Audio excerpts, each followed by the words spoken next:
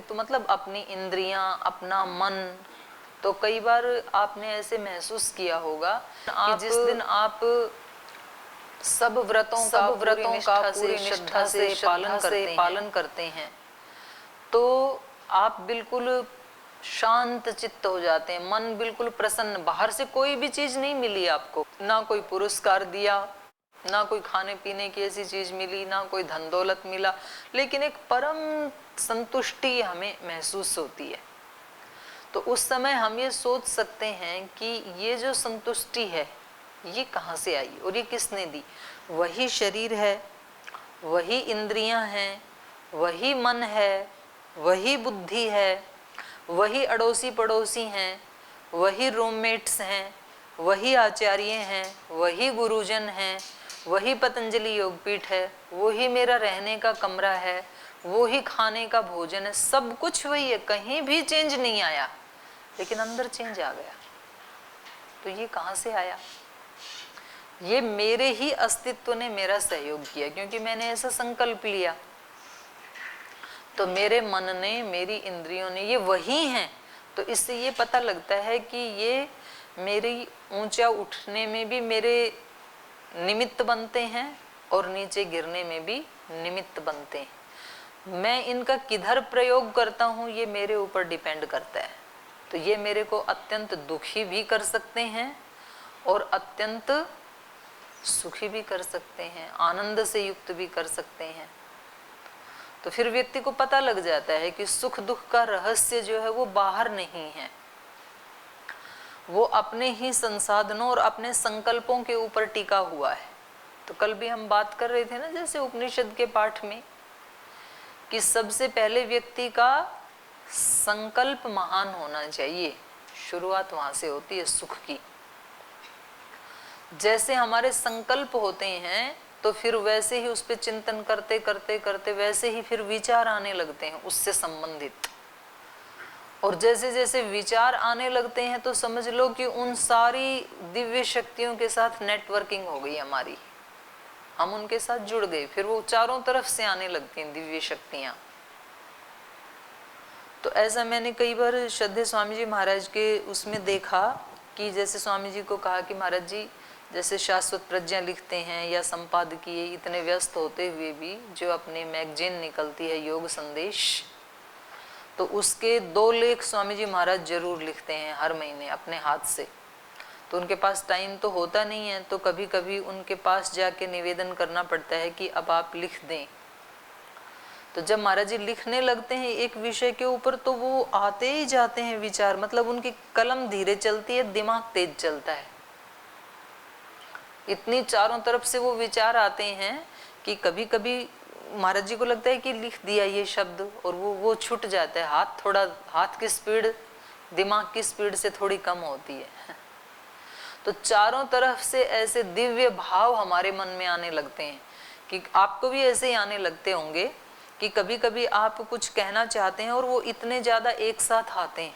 और ऐसे ही बुरे भी ऐसे ही होता है कि आपने कोई एक ऐसा कोई बुरा संकल्प लिया, चाहे अनजाने में या आलस से प्रमाद के वशीभूत होकर के, आपको पता नहीं चला और कोई एक आ गया अंदर, ओहो, उसके बाद तो फिर वो लाइन ही लगा देता है। पता नहीं जन्म जन्मांतरों की दुखद सब घटनाएं याद आ जाएंगी एक साथ, कि तब भी मेरे साथ ऐसा हुआ, ऐसे हुआ, उसने भी ऐसे किया, उसने भी ऐसे किया, घर में भी ऐसे किया, मित्र ने भी ऐसे किया, यहाँ आके इन्होंने भी ऐसे किया।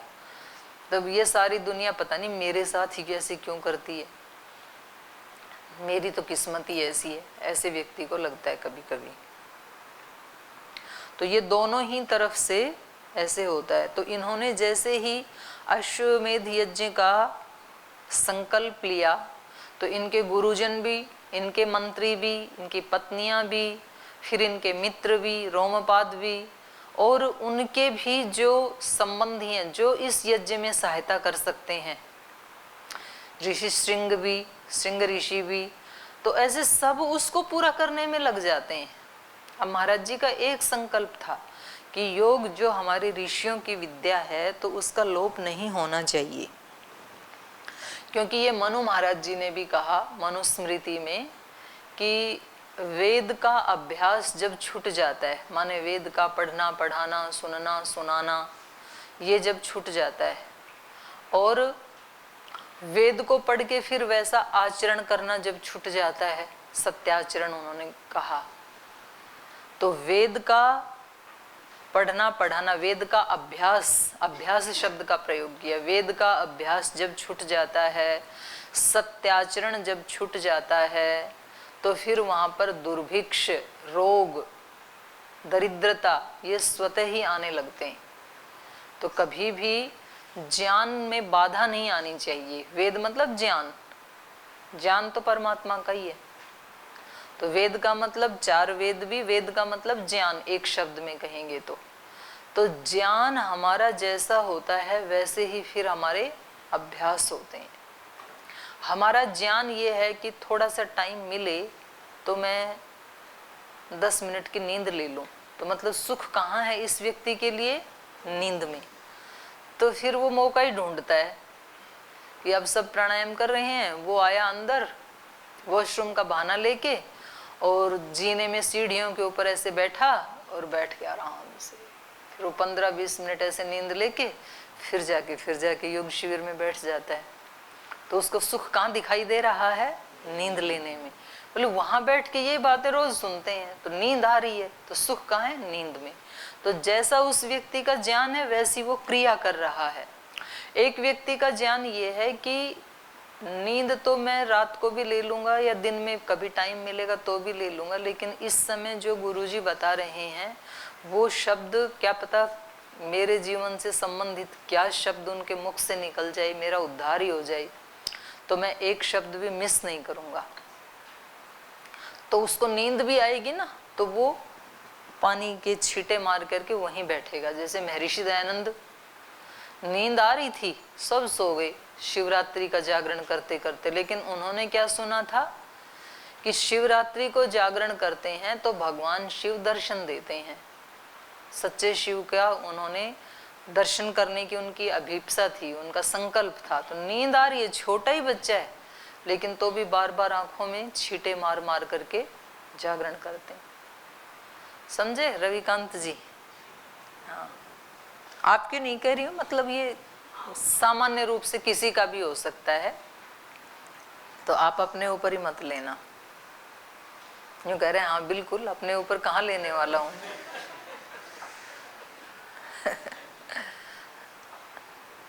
तो ये सब इनकी सहायता के लिए तैयार हो गए हैं।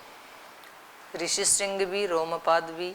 स नृपेण अभ्यनुज्ञात प्रययौ सह भार्यया। तो ये स माने ऋषि श्रृंगी, श्रृंग ऋषि, नृपेण अभ्यनुज्ञात, रोमपाद राजा से की अभ्यनुज्ञा से, उनसे अनुमति लेकर के, भार्यया सह प्रययौ, इनके साथ, दशरथ के साथ वहां से निकल गए अंग देश से अपनी पत्नी सहित। तौ अन्योन्यंजलिम कृत्वा स्नेहात् संश्लिष्य च उरसा। तौ वे दोनों राजा अन्योन्य अंजलिम कृत्वा, एक दूसरे की तरफ बद्धांजलि करके, माने हाथ जोड़ करके विदाई जब लेते हैं तो हाथ जोड़ के सिर झुकाते हैं ना, तो दोनों ही राजा हैं, तो दोनों ने ही एक ही जैसे किया। और स्नेहात् संश्लिष्य च उरसा, और अत्यंत स्नेह होने के कारण गले भी मिलते हैं। उरसा संश्लिष्य, तो हमारी जो संस्कृति है वो अभिवादन के लिए क्या बता रही है रामायण? हाथ जोड़ के प्रणाम करना, ये सामान्य रूप से अभिवादन का तरीका है, पर किसी से अत्यंत प्रीति है तो गले भी मिलते थे। तो इसलिए इनकी प्रीति है तो स्नेहात् संश्लिष्य च उरसा, गले मिले, एक दूसरे को सम्मान पूर्वक अभिवादन किया। ननंद तु दशरथः रोमपादश्च वीर्यवान, और इस प्रकार से एक दूसरे का सम्मान करते हुए, एक दूसरे से गले मिलते हुए दोनों ने हर्ष का अनुभव किया, खुशी का अनुभव किया। ततः सुहृदम आपृच्छ प्रस्थित रघुनंदन, तो इस प्रकार अपने मित्र से आपृच्छ जाने की आज्ञा लेकर के ये रघुनंदन प्रस्थितः, रघु के कुल में उत्पन्न होने वाले राजा दशरथ ने वहां से प्रस्थान किया, प्रस्थित। पौरेषु प्रेषयामास दूतान् वै शीघ्रगामिनः क्रियताम नगरम सर्वं क्षिप्रमेव स्वलंकृतम। तो फिर पौरेषु, पौरेषु माने जो पूर्ववासी हैं, पौरेषु शीघ्रगामिनः दूतान् प्रेषयामास, तो मतलब राजा आ रहे हैं तो उससे पहले उनसे फास्ट चलने वाले जो दूत हैं उनको भेज दिया जाता है, तो वह वहां जाके सूचना कर दें। तो इससे पता लग रहा है कि उस समय मोबाइल नहीं था, ये तो फोन ही कर देते, दूत भेजने की क्या जरूरत थी। तो मोबाइल का आविष्कार बाद में हुआ है। वैसे मेरे को ये लग रहा है कि जैसे आजकल अब की बार तो परीक्षाएं भी ऑनलाइन हो रही हैं ज़्यादातर, यद्यपि आदेश ये दिया है कि आप ऑनलाइन या ऑफलाइन कैसे भी लें, लेकिन सितंबर से पहले पहले सबकी परीक्षा करवा दें, ऐसे यूजीसी का निर्देश है। लेकिन ज़्यादातर तो भी ऑनलाइन ले रहे हैं, क्योंकि स्थिति अभी भी ठीक नहीं है देश की, बल्कि और ज़्यादा ही बिगड़ ही रही है पहले की अपेक्षा। तो मुझे ऐसे लग रहा है कि जिन लोगों को ये टेक्नोलॉजी आती है तो उनको तो बड़ा अच्छा लग रहा है, तो कहते हैं जी तो बड़ा अच्छा, तो बड़ा कहीं भी जाना नहीं, शिविरों के लिए बैठकों के लिए लंबी यात्राएं करते थे। फिर वहां पर 5, 10, 20 लोग आते थे, कुछ कहते थे जी दुकान बंद नहीं कर सकते, कुछ कहते थे जी ऑफिस नहीं छोड़ सकते। तो अब कोई दिक्कत नहीं है, जो जहां है वो वहीं से ज्वाइन कर लेता है, 1 घंटा आधा घंटा, तो बहुत अच्छा हो गया। कुछ हैं जो नहीं जानते, उनको थोड़ी बहुत दिक्कत हो सकती है, बाकी सबको बड़ा अच्छा लग रहा है कि कोई खर्चा नहीं है और सारा काम हो जा रहा है।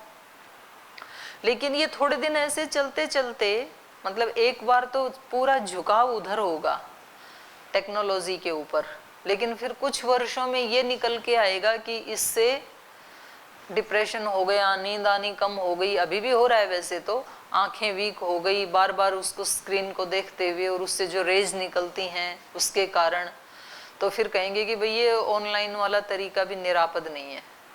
कोरोना को हटाने के लिए तो ऑनलाइन पे आई, फिर ऑनलाइन के अपने अलग कोरोना पैदा होंगे, फिर उनको हटाने के लिए अगली टेक्नोलॉजी डेवलप होगी, मन से मन की बातें।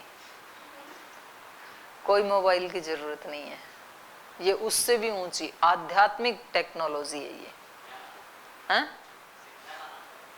सिद्धि, हाँ, सिद्धियों की तरफ लौटना पड़ेगा। तो वापस फिर से मानवता कहाँ आ जाएगी, जहां से चली थी वो ऋषि संस्कृति के ऊपर आ जाएंगी।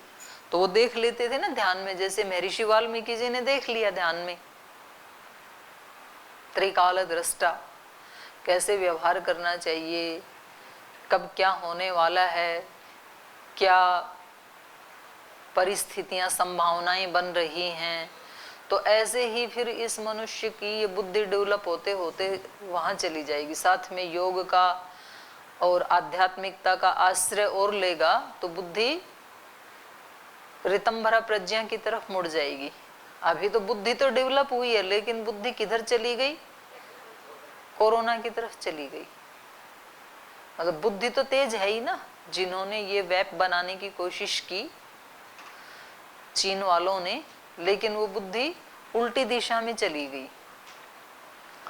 तो ये इसका विकास होते होते फिर आना पड़ेगा अध्यात्म में ही। अध्यात्म में विश्राम है, उसके पहले विश्राम है नहीं, और व्यक्ति को सुख चाहिए, विश्राम चाहिए।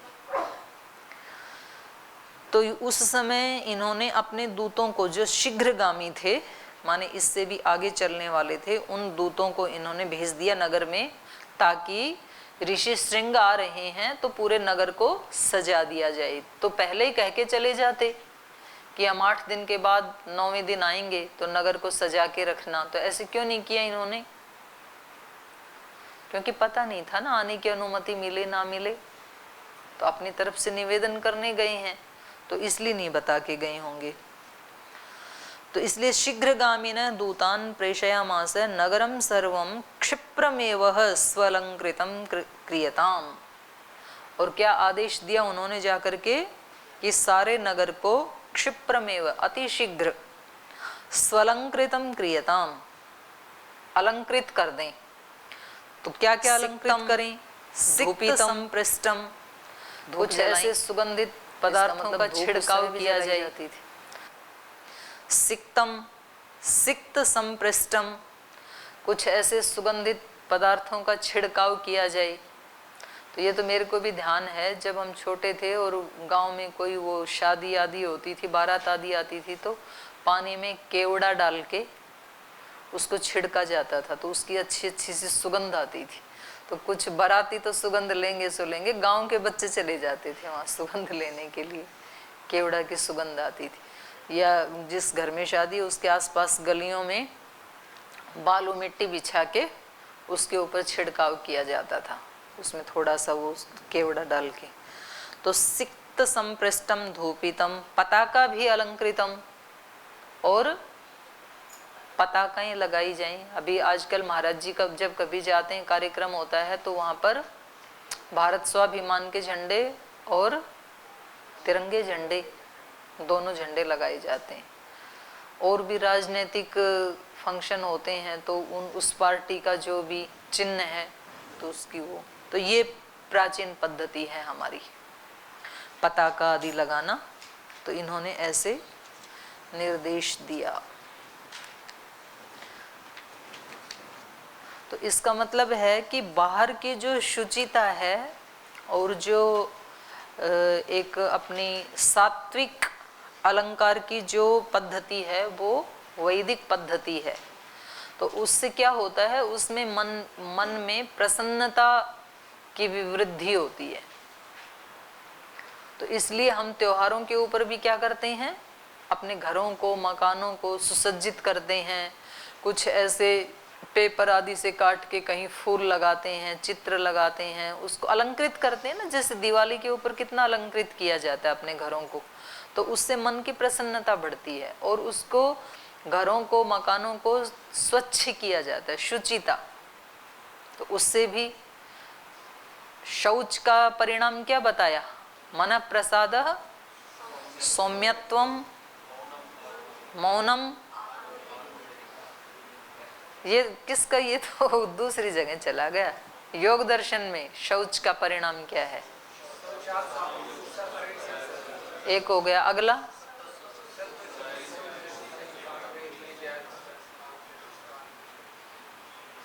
एक जना बोलो। सत्व शुद्धि, सौमनस्य, एकाग्र, इंद्रिय जय, ये परिणाम है। सत्व की शुद्धि होती है, विचारों की, बुद्धि की शुद्धि होती है। सौमनस्य, मन प्रसन्न रहता है। सौमनस्य, एकाग्र, और चित्त एकाग्र भी हो जाता है, और व्यक्ति इंद्रिय जय, अपनी इंद्रियों को जीत लेता है। ये सारी शुचिता के परिणाम हैं। तो जैसे जैसे शुचिता बढ़ती जाएगी, इसलिए आध्यात्मिक व्यक्ति कौन है, जो अपने अंदर और अपने बाहर की शुचिता के ऊपर ज्यादा बल देता है, उसको बढ़ाने का प्रयास करता है, वो आध्यात्मिक व्यक्ति है। आध्यात्मिक व्यक्ति वो नहीं है जो कुछ रिचुअल्स को पकड़ करके उनका अनुष्ठान करता रहता है, वो तो दिखावा कर रहा है और वो तो कहीं ना कहीं धोखा खा सकता है। आध्यात्मिक व्यक्ति वो है जो अत्यंत सजगता पूर्वक, श्रद्धेय स्वामी जी महाराज का एक भजन था ना, संभल संभल पग धरना, जोग जोग जुगत से करना, कार्य वचन निर्मल मन रहना, संभल संभल पग धरना। कार्य, कार्य कैसा हो, निर्मल। वचन कैसे हो, निर्मल। कार्य वचन निर्मल। मन, मन कैसा हो, निर्मल। निर्मल माने मल रहित। और ये मल रहित करने के लिए कैसे कैसे मल रहित होंगे वो, एक एक कदम संभल संभल के धरना। तो मतलब ऐसे थोड़ी है कि जब आप क्लास से और भोजन के लिए वहां जाएंगे तो एक एक कदम ऐसे ऐसे ऐसे रखना, वो भी ठीक है, आराम से ही चलना चाहिए। अड़बड़ाहट में कहीं गिर सकते हैं, वो भी आराम से ही चलें। लेकिन बात ये है चित्त की, मन की, एक एक क्रिया को, एक एक कर्म को कैसे करना चाहिए, संभल संभल के। और जितनी जितनी शुचिता बढ़ती जाएगी उतना उतना व्यक्ति बुद्धिमान होता जाएगा। तो कभी कभी बच्चे ऐसे पूछते हैं ना कि जी जल्दी से हमें याद हो जाए सूत्र, ऐसा कोई फार्मूला बताओ। तो उसका उपाय क्या है, चित्त की निर्मलता, शुचिता, शौच, उससे बुद्धि एकाग्र होगी। जी ऐसा कोई उपाय बताओ, हमारे यहाँ सब कुछ है लेकिन मन खुश नहीं है, शांति नहीं है, तो कुछ ऐसा बताओ कि मन हमेशा प्रसन्न रहे। तो मन के लिए वो दो शब्द प्रयोग करते थे, पावन तरंगित, पवित्र और तरंगित। मन कैसा होना चाहिए, ऐसा नहीं होना चाहिए मतलब कि पवित्र और तरंगित, ऐसा नहीं होना चाहिए मतलब कि आदमी बदमिजाज हो जाए, तो उसको फिर लोग में बोलते हैं सड़ियल है, बहुत बड़ा योगी है, किसी से मिलता नहीं है। अरे भाई मिलना चाहिए योगी को। तो योगी के लिए स्वामी जी महाराज, श्रद्धेय स्वामी सोमानंद जी महाराज क्या परिभाषा करते थे, योगी तो कोई बिरला है जो हिलमिल रहे बेलाग, उसको योगी कहते हैं। साधु तो, योगी तो, साधु कहो योगी कहो एक ही बात है। सेवक तो कोई बिरला है जो आठों प्रहर रहे जाग। तो हमारे मास्टर जी बैठे हैं हमारे बीच में, ये उनके सेवक रहे हैं, आठों प्रहर जागते रहे हैं। और इनका जो चेहरा आकृति है बिल्कुल वैसी लगती है जैसे स्वामी जी आके बैठ गए हैं। मतलब अपने गुरु के साथ इतनी अभिन्नता हो जाती है। आप स्वामी जी महाराज का चित्र देखेंगे और आप बाबा जी का चित्र देखेंगे तो आपको कंफ्यूज होगा कि ये उनके शिष्य हैं कि गुरु जी ही हैं। तो सेवक कौन होता है, सेवक तो कोई बिरला है जो आठों प्रहर रहे जाग। सेवक को कभी सोने का अधिकार नहीं है, कभी ना कहने का अधिकार नहीं है, वो सेवक होता है। और साधु, यति, कोई योगी, कोई बिरला व्यक्ति होता है जो कैसे रहता है, हिलमिल रहे बेलाग। बेलाग मतलब अनासक्त, सबसे हिलमिल के रहता है। हर व्यक्ति को लगता है कि ये तो बहुत प्रीति करते हैं, कितने अच्छे व्यक्ति हैं, और अंदर से कैसे रहते हैं, बेलाग। उनके पास कितने लोग आते थे और सबको लगता था कि हमारे अत्यंत आत्मीय हैं, अपनी बात उनको एकांत में बताना चाहते हैं। वो सुनते भी हैं सबकी से बिल्कुल, लेकिन अंदर से बिल्कुल। स्वामी जी कैसे रहते हैं, स्वामी जी कैसे रहते हैं, कितने लोगों से हिलमिल के रहते हैं। बच्चे आए तो बच्चे उनसे खुश, जवानों से मिले तो जवान भी खुश, बुजुर्गों से मिले तो बुजुर्ग भी खुश, ब्रह्मचारी सन्यासियों से आके मिलते हैं तो सन्यासी ब्रह्मचारी भी खुश, सबसे हिलमिल के रहते हैं। तो जो बदमिजाज होता है वो योगी नहीं होता है। हिलमिल रहे बेलाग, लेकिन उसमें फंस नहीं जाते हैं, फिर अनासक्त भी रहते हैं फिर। तो ये शौच का परिणाम है। जैसे जैसे शुचिता बढ़ती चली जाती है तो व्यक्ति में क्या क्या आ जाता है, सौमनस्य, खुश, खुश कैसे रहें, प्रसन्न कैसे रहें, तो अपने उसको बढ़ाता जाता है व्यक्ति, अंदर वाली निर्मलता को। तो मन के बारे में मैं बता रही थी, मन कैसा हो, पावन हो, तरंगित हो। तरंगित मतलब ऐसा मायूस समन नहीं होना चाहिए, तो वो निर्मलता की निशानी नहीं है। बच्चे का रहता है, जैसे बच्चा कैसे रहता है, तरंगित रहता है, और बच्चे का मन कैसा होता है, बहुत पावन होता है। तो ऐसा मन योगी का होता है, बच्चे के जैसा ही। तो ये शुचिता जैसे जैसे बढ़ती जाती है वैसे वैसे ही फिर अंदर का सुख बढ़ता चला जाता है। सौमनस्य, एकाग्र, इंद्रिय जय। बोले क्या करेंगे, हमारा मन हमारे वश में नहीं है, हमारी इंद्रियां हमारे वश में नहीं है, बोलना नहीं चाहते, मुंह से निकल जाता है जब ऐसी स्थिति आती है। तो बच्चों के ऊपर हाथ उठाना नहीं चाहते लेकिन उठ जाता है, बाद में तो पश्चाताप होता है कि क्यों बच्चे को पिटाई की, क्यों बच्चे को डांटा। तो ये कैसे हो, अपनी इंद्रियों के ऊपर संयम कैसे हो। बोलते खाना नहीं चाहते थे लेकिन देखा कि देसी घी कई दिन में आके रखा है किचन में, तो पूरा चम्मच भर के डाल लिया बड़े वाला, और अब पेट में वो पचन नहीं हो रहा है। तो खाया क्यों था? अब खाना तो नहीं चाहता था, लेकिन मन किया तो खा लिया। तो जिस दिन मीठा बनता है उस दिन पेट भरा, उससे ज्यादा खा लिया, फिर भले ही परेशान हो। तो ये कैसे हटे? ये संयम कैसे आए? कैसे आए? शुचिता से। बोलो कैसे आएगा? शौच, शौच का परिणाम है ये। तो इसलिए राजा दशरथ ने क्या किया? अपनी नगरी में सब तरफ शुचिता का वायुमंडल बनाने के लिए बोल दिया कि जितना साफ सुथरा होगा स्थान, उतना ही मन प्रसन्न होगा। शुचिता का बहुत बड़ा महत्व है। अब किसी व्यक्ति का घर, क्लासरूम, रहने का कमरा सब गंदे गंदे हैं तो मन प्रसन्न नहीं रह सकता है फिर वहां पे। इसलिए बाहर भी सब क्या होना चाहिए? साफ सुथरा, सुवासित। उसमें मतलब सस्ते महंगे की बात नहीं है। घर जरूरी नहीं है कि इतना बड़ा बंगला हो, कोई करोड़ों रुपए का। एक झोपड़ी भी हो सकती है, लेकिन साफ होनी चाहिए। और कभी करोड़ों का मकान बना के भी उसमें जाले लटक रहे हैं, कहीं किसी ने थूक रखा है, कहीं गर्दा पड़ा है, कहीं कुछ पड़ा है, तो वो कितना भी कीमती मकान क्यों ना हो, खुशी नहीं देता है फिर वो। कपड़े कैसे भी क्यों ना हो, पर साफ सुथरे होने चाहिए। कभी कभी लोग कपड़े तो महंगे खरीद लेते हैं, लेकिन अब वो इतने महंगे कपड़े धुलते नहीं है। 10-20 हजार रुपए के कपड़े तो उनकी एक बार पहने, उस समय गर्मी थी, शादी में इतने पसीने आए, फिर उसको फोल्ड करके रख दिया। जब दोबारा पहनने लगे तो वही महक आती है फिर। तो वो मन को प्रसन्नता नहीं देती, पर पहनना इसलिए पड़ता है। बोल जी इसमें परेशानी तो हो रही है मन को, लेकिन शादी है इसलिए पहनना पड़ेगा इतना हैवी ड्रेस। मन की प्रसन्नता के लिए शुचिता की यहाँ पर महत्ता बताई है।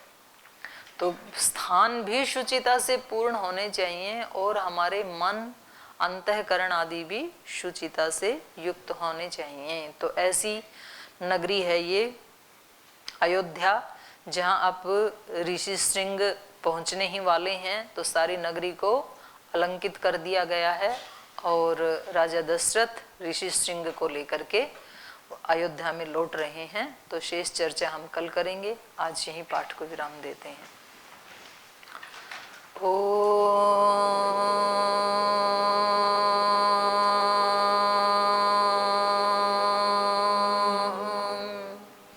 शांति शांति शांति। श्री गुरुभ्यो नमः। जन्म सफल होगा रे बंदे, मन में राम बसा ले, मन में ओम बसा ले। जन्म सफल होगा रे बंदे, मन में राम बसा ले, मन में ओम बसा ले। राम नाम की मोती को तू, राम नाम की मोती को सांसों की माला बना ले, मन में राम बसा ले। जन्म सफल होगा रे बंदे, मन में राम बसा ले, मन में ओम बसा ले। राम पतित पावन करुणा कर और सदा सुखदाता। राम पतित पावन करुणा कर और सदा सुखदाता।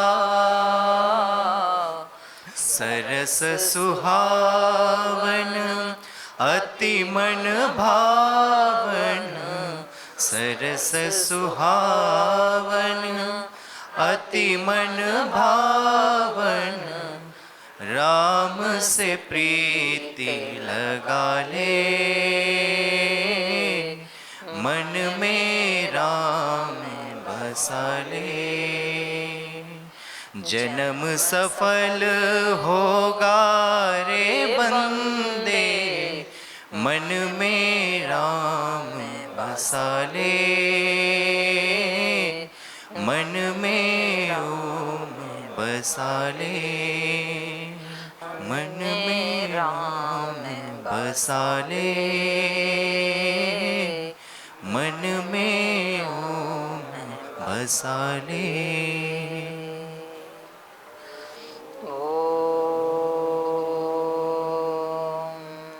श्री गुरुभ्यो नमः।